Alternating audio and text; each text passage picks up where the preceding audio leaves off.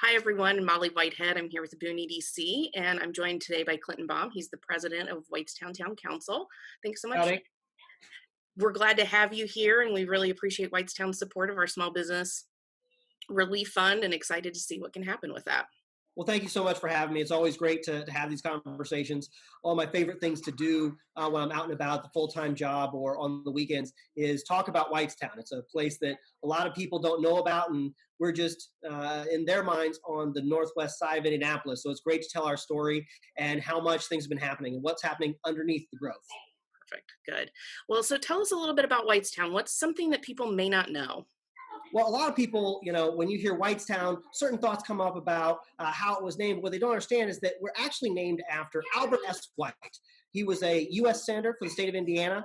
He was a part of President Lincoln's cabinet. He worked in tribunal affairs. And also, he was a very avid abolitionist. But the reason that the town was named after him was because he was president of the railroad company that brought the train through this plot of land, and that's where the town got its start. It was his economic development that launched the town. So they named it after him, and we've been going ever since. Yeah, well, I knew he was an abolitionist. I didn't know the part about him being in Lincoln's cabinet Hmm. or Hmm. his role with the railroad. So even I learned something new there. There we So, go. hey, so let's talk about small businesses. People often think with Whitestown, just the explosive growth that you've seen on the southern end of town. But what kind of impact do small businesses have in Whitestown?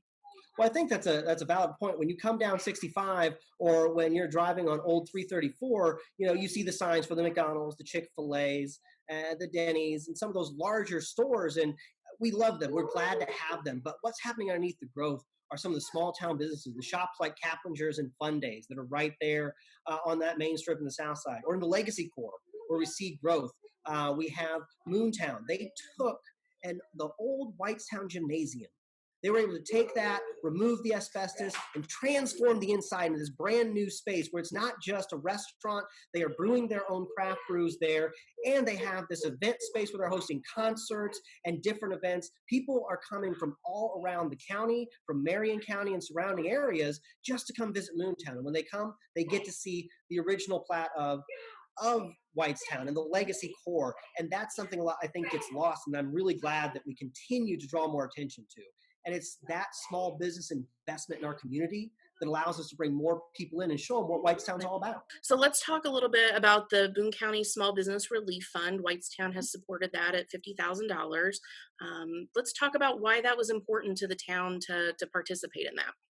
For us, it's small businesses play such a large role in the community. They really outsize their role when you look at the business footprint to what they do for the community, employing people that live here and wanting to do more and give back. We know that several of those small businesses, they're sponsoring our events. They're helping allow us to provide programming through the Parks Department and to defray the cost to taxpayers from that perspective.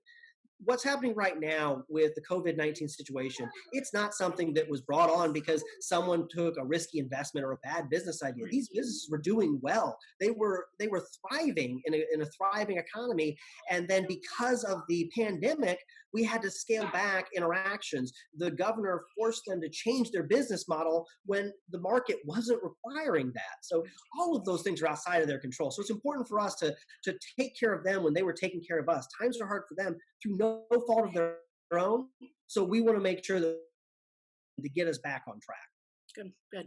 Well, just a little plug for the program for people who may be watching. So we have more than $140,000 currently available in that account. 50,000 of that is designated for Whitestown businesses specifically.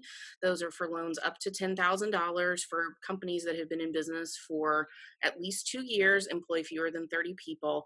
And we're really encouraging people to think creatively. So even if they are starting to reopen, starting to see some funds come back in their door, what are ways that they could use this? Do they need help with marketing? Were there capital projects that they were working on or had planned ahead of time that they Mhm. had to put on hold and now they may not have the funds to complete that? We hear that there may be a second wave of COVID coming in the fall. So, are there ways that businesses can use this time to better prepare? Lessons that they may have learned this time, things they'd like to do differently. And so that fund really can be used for very flexible purposes at this Mhm. time. So we're really hoping that companies will take advantage of that. And we are too. We know that, as medical advancements happen, we'll get more information as we get closer to the fall. But we've got a long way to go. And as long as the road is unknown, we're going to do whatever we can to help support businesses and guide us all through this. Okay. Well, hey, Clinton, thank you so much. We appreciate it and appreciate Whitestown's continued support. Thank you so much for all you do for us and for Boone County at large. So have a wonderful day.